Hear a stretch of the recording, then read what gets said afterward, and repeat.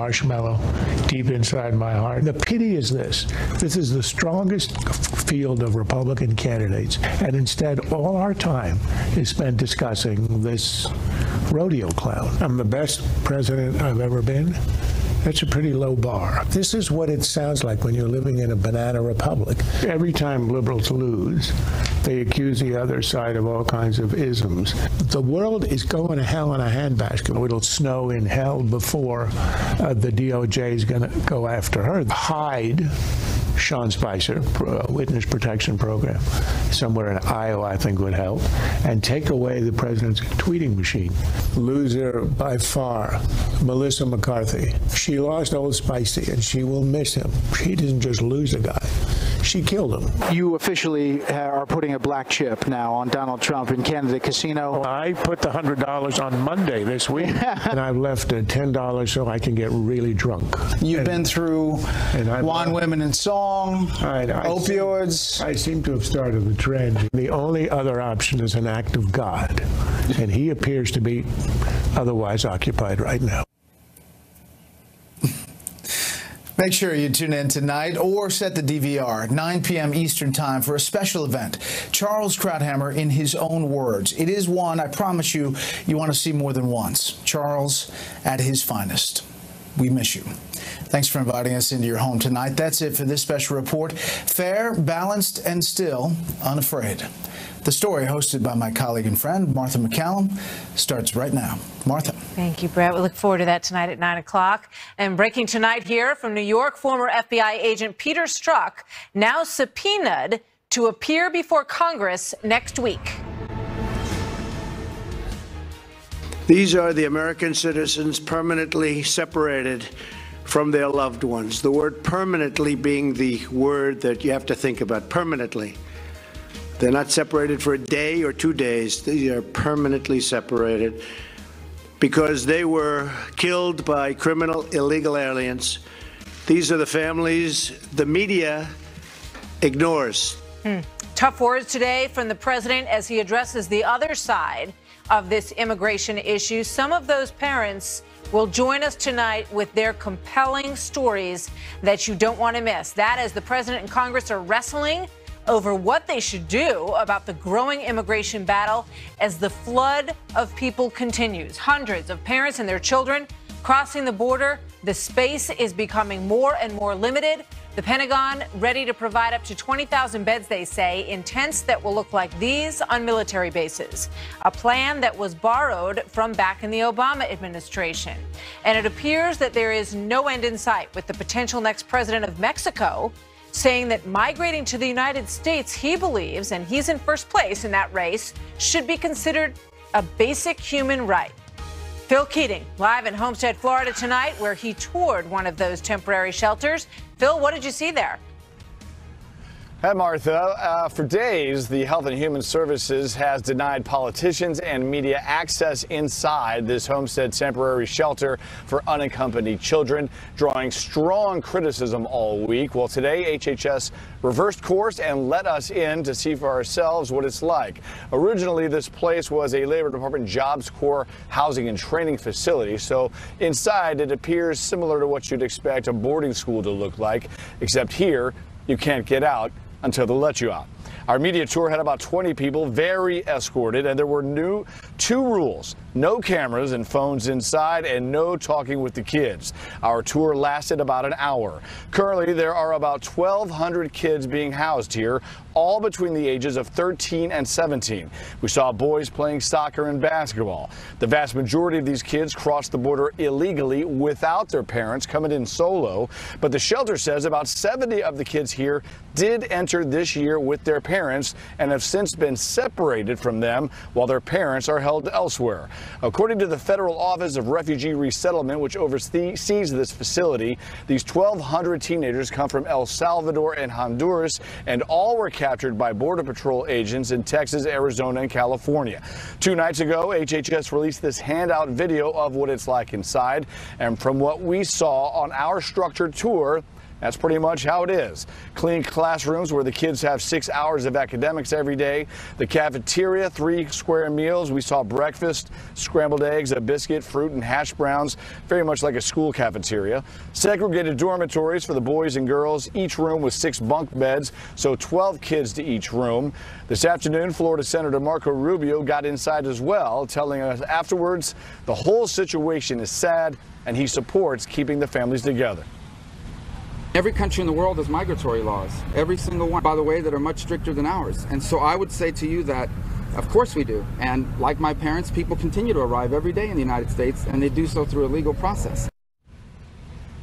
HHS tells us the goal at all of the 100 shelters in 17 states similar to this is safety and security for the children until they can be taken out and placed in homes, preferably their parents or a close relative, a good family friend, and last case scenario, foster care. And then, of course, they have to go through the immigration process. One thing we did not see here today on our tour were any chain link fence rooms, cells, would have been criticized heavily this week as cages. We asked, were those being hidden from our tour route? And they said no, those simply do not exist here. Martha? Interesting. Phil, one quick question for you. And obviously it's hard to make generalizations. We've heard so many heart-wrenching stories from parents divided from their kids. But generally, how did the children that you saw today appear to be doing? They all appeared to be fine. The boys really weren't smiling too much. The girls were all smiling in single file as they walked past us. And the interesting aspect of it all was that you had this group of 20 reporters just eyeballing every kid so we could digest and assess how they appeared. But the kids were doing that the same to us because we were also an oddity inside that place. So some of the girls actually smiled at us and said good morning. And they actually do have some ESL classes for some basic English inside in their classrooms. All right, Phil, thank you so much. Great reporting today on that.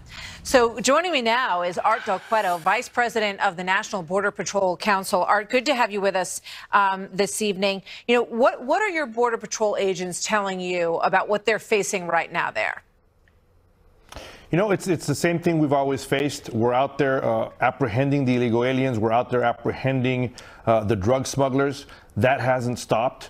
It's very frustrating for the agents right now because we're seeing so many people in certain parts of the media that are portraying everything with their own agenda, I guess, their own agenda. And it's just false lies that they're out there projecting. And it's really upsetting for the agents. Now, in terms of what they're being told to do, and I want to get more into the point that you just made in a minute. We're going to play a soundbite in a second from Cynthia Nixon. But in terms of what they're being told to do, are they referring people for prosecution? Are they putting people into these facilities and they're going to be held until they go to a court? Or is this catch and release all over again? Well, we are arresting the individuals like we always have. Right. We turn them over to another entity. They're the ones that take care of where they're going to be placed. But the problem that we are seeing with the unification again, and I mean, let's get this straight. We're not asking to be mean to these children. No one has been mean to the kids. I think the media is the one that was trying to portray us as the evil people or the Nazis, as they said, which I'm still disgusted by that word. But the reality is we have hardworking men and women out there. I myself was out there working since very early today. I came out here so I can do this show. And we have a very, very tough job. It's very difficult because it's frustrating because of the lies that are being portrayed. But the agents are upset, not upset, but they're confused, I would say, because if you don't have any consequences for these individuals, there's certain laws that prevent us from holding the individuals, the children, past 20 days. And I'm referring to Reno versus Flores, and we know the law exists. So when you can't detain him for a certain amount of time and you don't have enough judges, the problem will be that it will start catch and release all over again. I completely understand what you're saying. You know, in terms of the way that some of the agents, both Border Patrol and ICE agents, are being portrayed, listen to this from former actress Cynthia Nixon, who's now running for mayor of New York City. ICE has strayed so far from its mission. It's supposed to be here to keep Americans safe, but what it's turned into is frankly a terrorist organization of its own that is terrorizing people who are coming to this country. She wants to be governor of New York, and she says that ICE is now a terrorist organization. I mean, I don't even know what to say to these people anymore. You know, you guys were shown the facility where these children are being held. The pictures that the media likes to continuously show, certain members of the media, is pictures from the Obama administration. They refuse to admit that it's not this current administration. We have agents that are out there taking their own food, toys, you name it, to take care of these children that we're apprehending. And to be portrayed by these people, and you know, some of these individuals that are putting on their Twitter pages and attacking agents, they're individuals that were out there, they grew up with a silver spoon. We have agents out here that they're hardworking American people that they're defending our country. That's what they're doing. They're defending our country. And to be portrayed as Nazis or to be attacked, you know, there was a Twitter that was sent out by Peter Fonda where he was saying that they need to come and terrorize our kids, terrorize, you know, at the schools, find out our addresses, terrorize us at home. Who does that? You know, he's asking for terrorizing, you know. Not only the former States director of the kids. CIA, Michael Hayden, made a comparison to Nazi concentration camps where exterminations were done. It's unconscionable and very difficult to understand it's because. Disgusting. Art, It's thank disgusting you. is what it is. They need to go back to history class and, you know, redo history. They should have, they were probably sleeping during history class. They had nothing better to do, so they just went ahead and fell asleep and decided to pick up a real quick one-liner so they can make headlines and sell some books. I know you're not getting a lot of sleep these days, Art, because you guys are very busy. And we thank you so much for making time for us tonight in the middle of all of this. We appreciate it. All the best. Thank you for having me on. You bet. So my next guest is Pulitzer Prize-winning journalist Charlie LaDuff, who has spent a lot of time on the border documenting this crisis in all different ways. Watch. And here's a coyote, a smuggler. He's got two women on the back of his jet ski. Yes, they're using jet skis now. One woman's pregnant. The coyote tries dropping them on our shores until he sees us. Here now, Charlie LaDuff, author of the new book, Blank Show, S Show. You can figure it out. The country's collapsing and the ratings are great. Charlie, great to have you back on the program. I thought of you this morning when I was watching all this. I wanted to get your take on what you think is actually happening here and what are the motivations for people who are coming into the country at this point, knowing that they may be separated from their children for a short period of time. Well, now they're not going to, so I think that was used as a stick. Yeah. We don't even know if it worked, right? But any study will show you, any survey, any reporter knows that it's an economic crisis. It's an economic crisis. 80 to 90% of Central Americans come for jobs and wages. That's what it's about. It's less to do with terrorism and asylum than a better life. So when we're trying to get a grip on this thing, to call Border Patrol or ICE agents Nazis, look, I'm a regular middle-of-the-road person. That does nothing but start a war. That doesn't solve anything. To talk about going after people's families, I'm just surprised to hear it. But what it really is an economic situation. And you want a solution? I can give you one. If we're talking about trade, and we've got the Mexicans at the table and the Canadians, part of this trade negotiation has to be about people because they're economic refugees, and Canada's got a full-blown refugee crisis as well because we have an agreement with the Canadians which says if they came from your country first and they come through a border checkpoint, you have to take them back. Right. We don't have that with the Mexicans. No, they flow right through from Guatemala, that? Honduras, and they go, okay, here's the entrance. In fact, the person who's running for president in Mexico, I think his name is Abdurra, he's saying now, you know, it's a God-given right. If you're a North American resident, you have every right to move on through Mexico and go right to the United States and seek, you know, a future, a life. I don't know why, you know, the goal for the Mexican president wouldn't be to provide an economy where people can stay there and have a good life right in Mexico. But take a look at this Time cover, because this got so much attention, this little child. And they photographed photoshopped it so that it looks like she's, teary-eyed looking up at President Trump, and he's supposed to be looking down at her, cold and dispassionate and uncaring. But this girl who became sort of the poster child of this situation, it turns out was never actually even separated from her mother. And what you've done in your book is to go to these places and, try to tell the truth about these situations. So how does that strike you, that that's what's being pushed?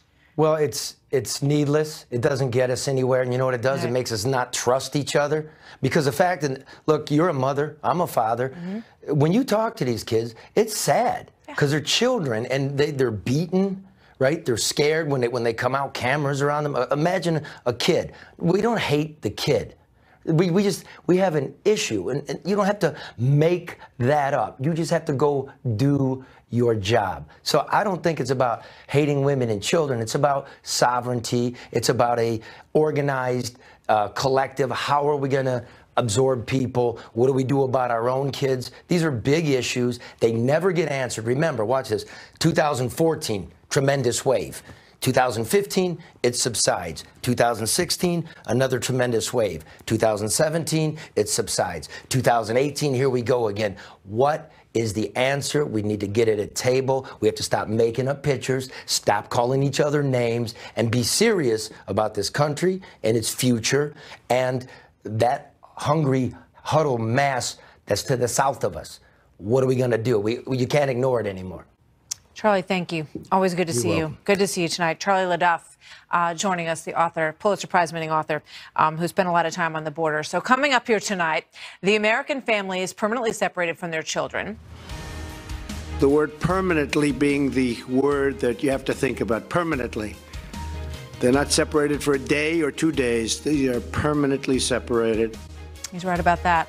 These people lost their children to illegal aliens. They were gathered in a large number today, telling their stories with President Trump. They are called Angel Moms, and they will share their stories of what they think about all of this after the break. These are the stories that Democrats and people that are weak on immigration, they don't want to discuss, they don't want to hear, they don't want to see, they don't want to talk about. No major networks sent cameras to their homes or displayed the images of their incredible loved ones across the nightly news. They don't do that. They don't talk about the death and destruction. That was President Trump earlier today, shedding light on the stories of those not often told in this debate. Our country's angel families, as they are known, because their loved ones were killed by people who were in this country illegally and should never have been here in the first place. Everybody wants to blame, but the parents of those children are to blame. None of our kids had a minute to say goodbye. We weren't lucky enough to be separated for 5 days or 10 days. We're separated permanently. Our separation, like everybody has said, is permanent. Sarah never gets to go on to be a wife, a mother. I brought my son. This is what I have left, his ashes.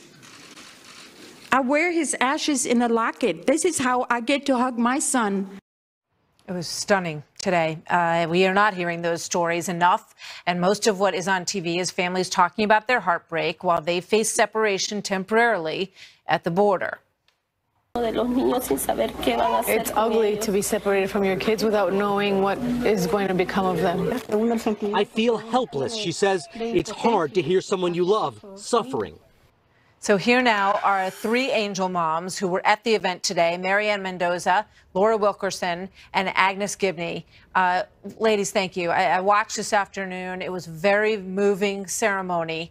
And, Marianne, I'm sure that you wake up every morning like everybody else in America, and you watch what is the focus almost 100% of the time of this conversation about what's going on at the border. And it must be, you must feel very ignored, very left out of what seems to be so heartbreaking and passionate for so many. Thank you for having me. More than the feeling of being ignored is the feeling of just like desperate feeling that the American public needs to really know what's going on. And when you have a problem like what's happening at the border, you can't start at the end result and start placing blame. You have to go back to the origin of the problem. And that's what the parents, the mothers letting their children go with these smugglers and the cartel bringing these children to our borders. That's where the anger needs to be directed. It should not be directed at the United States for upholding its laws.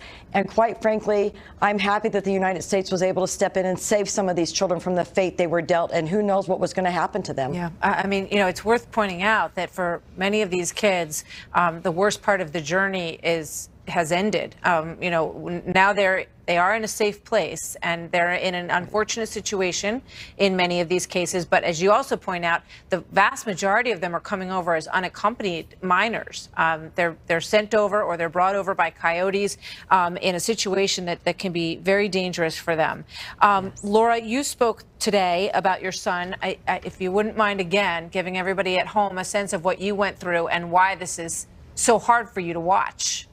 Thank you. Yes, our story was just horrific, like all the other moms. You know, Josh went to school one day and he never came home, and that's forever. An illegal alien brought here by his parents when he was 10 years old, overstayed a visa, and he needed Josh's truck to scrap for some money, and he beat him in the head with a closet rod so hard it broke in 4 pieces. You know, he kicked him until his spleen sliced. He strangled him over and over and over again until he didn't breathe anymore. Then he tied him up like an animal and put him in a field and set him on fire. This is forever. I know they don't understand the meaning of suffering. We will suffer for the rest of our life on this earth. Hear about the loss of child. It's, you know, I would give anything to be able to Skype with him or talk to him or call him. You have to know that it happens more than anybody wants to report. I'm not, you know, we're not just 3 mothers up here. It's across the board everywhere you go. And it means so much to us to be able to follow the law. You know, those parents are in control of those children. They make decisions on their behalf. We would be charged with neglect if I made those same decisions for Joshua. I understand. You know, we would. Agnes, you were also, your story was so moving today. I watched, and you did talk about President Trump and how you feel about what he has done in terms of priorities. And, you know, that is not the story that we're hearing in a lot of places. Most people are, you know, you look at the cover of Time magazine and he's looking down at this little girl and they're photoshopped together and he's supposed to be this, you know, big evil person hovering over her. But that was not what you were portraying today at all. Tell me why.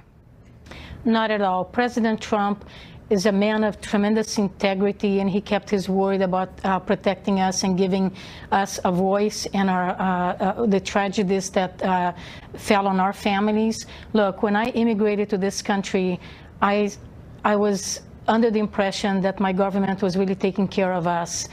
And when my son was murdered, I didn't know for 11 years that the man that killed my son was an illegal alien, had an ICE hold. The media doesn't report truthfully what separation of families really is, but I would like to show everybody what real separation of families is. This is what separates my son and myself, is a coffin and 6 feet of dirt. How is that for real separation of families? And as a legal immigrant, I am really offended that Congress isn't working with President Trump to fix this mess. This has been going on for way too long, and we need to fix this, because if we don't fix it now, how many more millions are going to continue to come in and invade our country? We don't owe illegal aliens anything. We need to take care of our own. We have military, we have homeless people, we have children living in poverty. We need to take care of our own. Well, we hope there'll be some kind of resolution. The president said today maybe Congress should wait until after November. He wants more Republicans on board. We'll see where it goes. Ladies, thank you so much. I really appreciate you being here tonight. Thank you for having us. Coming up next, President Trump unveils his plan to break up some of the bureaucracy by combining the Department of Education and the Department of Labor and creating more efficiencies across the government. Is there any hope of that plan being carried out? Chris Stirewalt and Guy Benson on how that might work and whether or not he might be successful with that, where other Republicans have failed. I will tell you, it's 3 agencies of government when I get there that are gone. Commerce, education, and the, what's the third one there? Let's see. Commerce, and let's see. I can't. The third one I can't. Sorry. Oops. Developing tonight, President Trump wants to drain the swamp by combining the departments of education and labor. For starters, and Mick Mulvaney explained the need for reorganizing our government this way. If you have an open-faced roast beef sandwich, that's one or the other, but you put the bread on top of it, it's the other one. A hot dog, the hot dog meat is governed by one, you put it in a bun, it's governed by another. One of my favorites, if you have a saltwater fish, you have a salmon, and it's in the ocean, it's governed by the Department of Commerce. Once it swims upriver, it's governed by the Department of Interior, and to get there, it has to go up a fish ladder governed by the U.S. Army Corps of Engineers. This is stupid. This makes no sense. This is stupid. Chris Darwalt is our Fox News politics editor. Guy Benson, co-host of Benson and Harp, and a Fox News contributor. Gentlemen, welcome. We have this conversation, during the conventions. They talk about the salmon swimming upstream and, all the different agencies, and nothing ever happens. So I find it fascinating that Mick Mulvaney is taking this on and that the president would like to combine these two. And Rick Perry, as we saw in the tease, Rick Perry wanted to eliminate two. So sad. Maybe three. And maybe the third one is actually the one he's in charge of now, right? Energy. It's true, but he recanted of that. He's sorry he wanted to abolish his job. Chris, what do you think? Well, first, I want to know, is a hot dog a sandwich? The one thing that, if they could get to the bottom of this, whether a hot dog was a sandwich, I would say no. they would have done a great service. Do you remember? You were correct. Hot dog, obviously a sandwich. Do you guys remember when Al Gore was going to reinvent government? Well, Guy doesn't remember, but maybe somebody out there remembers that Al Gore was going to reinvent government. Yep. Now, usually in an administration, this is floof and busy work, right? So we're going to reinvent government, we're going to change everything, we're going to do all this stuff. And I will quote our friend Charles Krauthammer, when asked about the Middle East peace process, he would always say the same thing, or a version of it, which was, wake me when peace breaks out. So I will say, wake me when government is reinvented. Yeah. Maybe so. But I have to say, I live up here in New York, and every time I come to Washington and I go around the blocks, I still can't believe that the Department of Agriculture is an entire city block. There's like 4 different entrances. Department of Education, enormous, Guy. And you just have to wonder, as an American taxpayer, when you look at all this, what the heck are they doing in there in all those little offices? Yeah, and so I'm all for this, at least in theory. I think that the federal government has so many inefficiencies and, duplicative groups and workers and charges that we can trim some fat off of this Leviathan here. The question is there actual political will to do it? Because this takes Congress. Is there time in the legislative calendar to prioritize something like this? There's never time for anything in the legislative calendar.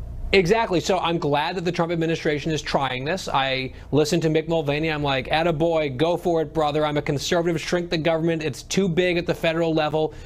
But in terms of will this happen, I would not bet on it anytime soon. Yeah, I mean, it's all about protecting all those buildings, protecting all those jobs, Chris. And I don't really even care what party you're in. They want these institutions to stay strong and to stay in place, and the real estate to stay high in the whole Washington, D.C. area with all of those employees. And no, it's true, right? No, I mean, I don't want the real estate to stay high in Washington. No, I'd be very happy if it was a little cheaper. Look, the question here is, so political will. We have a president, we have a Congress that can't even work together on immigration legislation that 80% of Americans want. And so to Guy's point about political will, yes, sir. But there's also this. Is it a good plan, and will people feel confident that their interests are being served? Because remember, most of the federal government isn't here. Most of the federal government is spread out across this country in office after office and region after region and state after state after state. And all of that is out there. Yes, the stuff here looks big, but the real issue is untangling it from people's lives from coast to coast. Mm-hmm. Good luck. I really think this is a bipartisan issue. I think people think there's way too much waste in the federal government, and they don't know what they're getting for their money with half of these agencies. And they're probably pretty convinced if they work for any kind of company that it can be done with a lot fewer people and a lot less money. But once you start telling people specifically what you're going to do to cut down on that waste, then the interests start to shout and say, look, we're going to get rid of education. How can we get rid of education? Oh, we don't want that. That's the dilemma. Education is dealt with mostly at the local level and mostly at the state level, as it should be. Here, I want to switch gears for while I have you for one more minute. This is George Will, and this is a quote from George Will talking about what he hopes happens in November. And I'm going to read it in my best George Will. In today's GOP, which is the president's plaything, he is the mainstream. So to vote against his party's cowering congressional caucuses is to affirm the nation's honor while quarantining him. So George Will is saying that Republicans and conservatives should vote against their local representatives so that they can make the majority a minority, and that will contain the president. Chris, and then Guy. I got to say, this is probably a good strategy for a Trump re-election. Probably the worst thing that could happen for Republicans in Washington would be to hold the majority in the House, but by a very thin margin, and they're not able to govern as it is. If they have an even smaller majority, it will be even more redonkulous. So I think that flipping the House would help Donald Trump. Losing the House might help Donald Trump get reelected, because then, like Obama, he'll have bad guys to run against and not be held accountable for the failure. Yeah. Guy. Look, I mean, even if you agree with George Will that the president needs to be quarantined, and I would say sometimes I agree, it's a very tough sell to try to convince Republican or conservative voters that by voting against Republicans, you are voting for the other party, which is the Democratic Party, and that is an inhospitable party to conservatives who believe conservative things. So that's why many people just don't view that as an option. Yeah, I mean, it all goes back to the idea of preserving all of these agencies and keeping everything the way it is, because they want things to be locked up in some ways. That amazes me. Thank you, guys. Good to see you both. Thanks, Martha. Happy Friday. Happy Friday to you. And a Fox News alert now. Former FBI agent Peter Strzok now subpoenaed to appear before Congress next week. This is going to get interesting. Jonathan Turley on that breaking news tonight. Plus, a brand new book promises to pull the curtain back on President Trump and his family. But is it accurate? We'll talk to the author next. And I've always been, I think, a very good father. It was always very important to me. In fact, a lot of people say, my children have done a good job, and they better keep doing a good job. But I've always said the most important thing is having a great family. The family is more important. And, you know, to me, the most successful people have always been the people that seem to be the happiest, the people that were a great family. President Trump often talks about his love for his family, and now a brand new book claims to have the inside scoop at what it's actually like to really be a Trump. Here now, Emily Jane Fox, author of the new book, Born Trump, Inside America's First Family. And as you point out, it is a gold cover, like everything Trump. Exactly. And, you know, it's interesting. So you're taking a look at, I'm sure that they would love that title, Inside America's First Family. And it is an extraordinary story. I mean, when you look back at how they got here. It's unbelievable, and it's a story in which I don't think any of them truly themselves believed that they would be here. And because it is such a distinct and unique first family, that certainly the only of its kind, I just wanted to try and get under the hood and really understand who these people were, where they came from, to sort of understand where they will go. So how did you do that? I interviewed about 150 people for the book. I've been covering them for Vanity Fair for about 3 years. And so people all the way from the closest people to them, friends, business associates, all the way down to someone who had a tennis match with Ivanka at Choate boarding school when she was a teenager.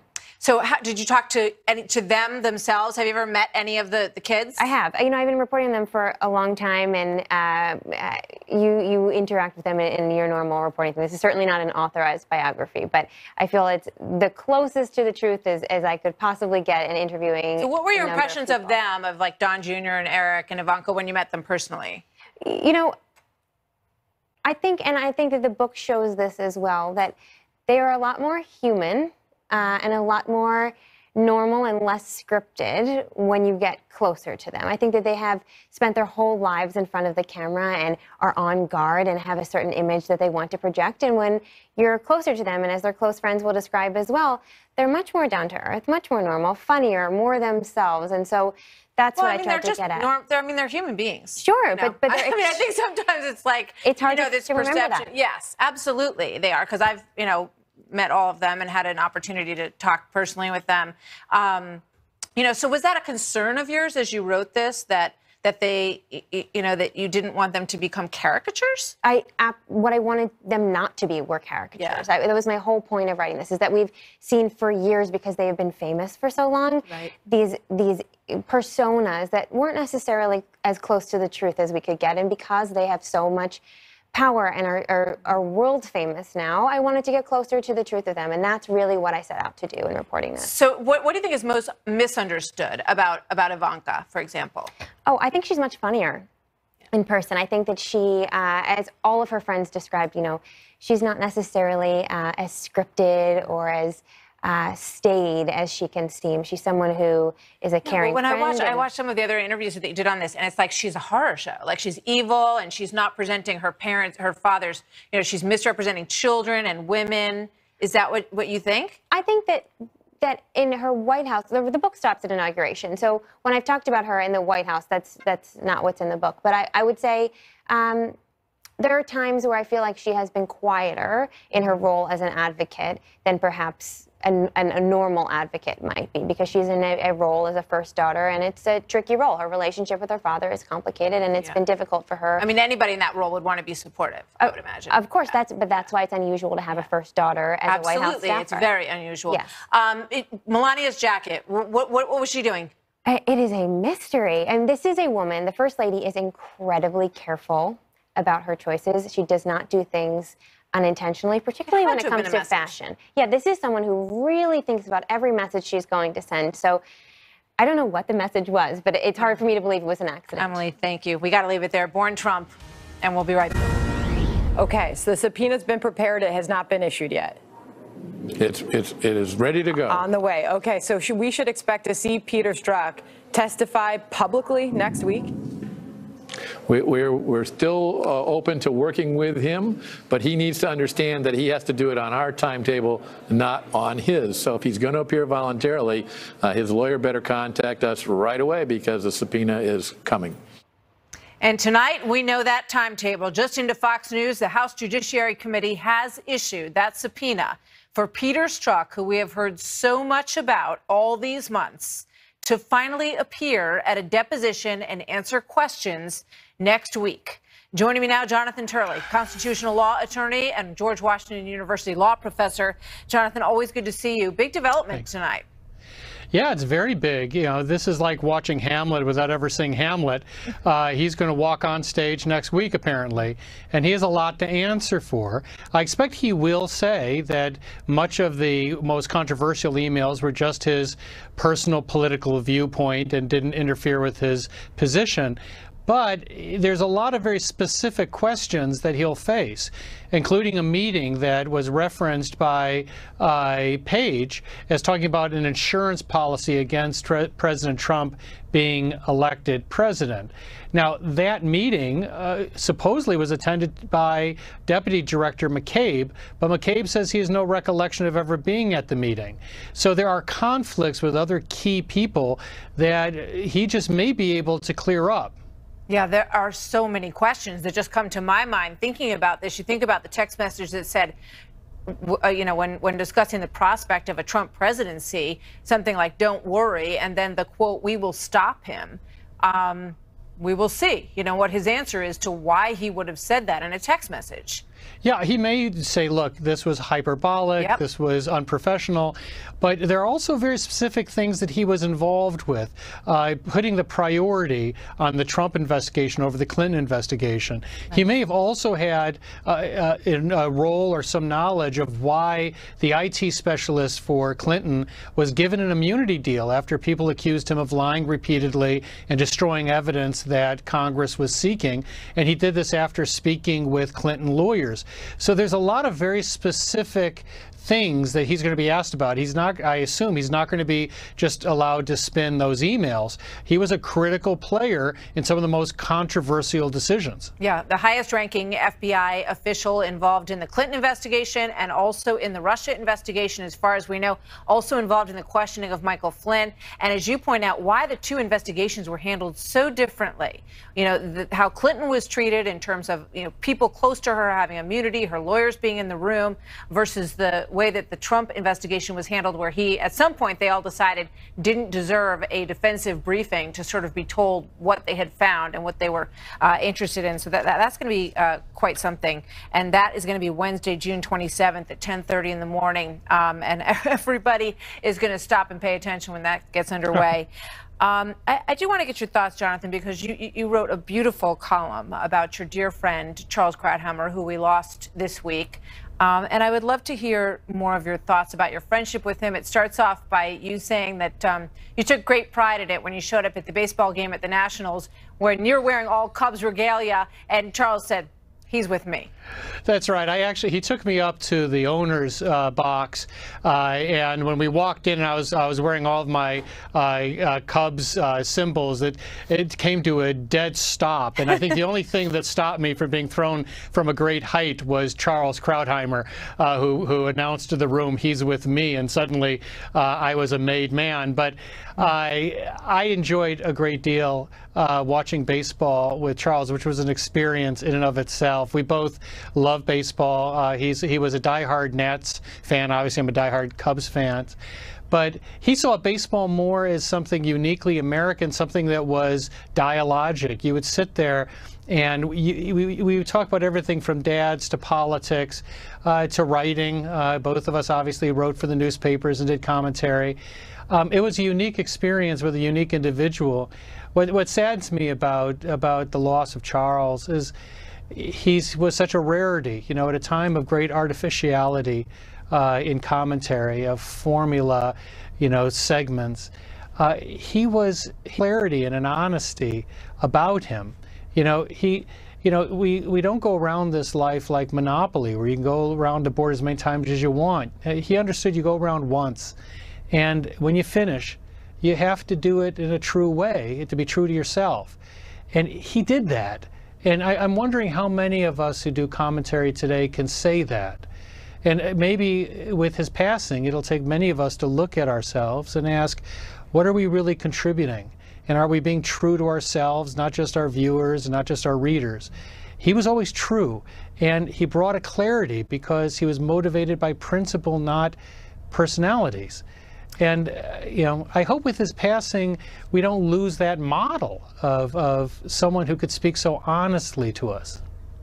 Well, I certainly can't speak for Charles, but I can speak for us, and we see you in that tradition as well, Jonathan, and we're so glad to have you with us. And no doubt Charles thought very highly of your work and your friendship as well. So thank you so much, sir. Good to see you as always. Good night to you. We'll be right back.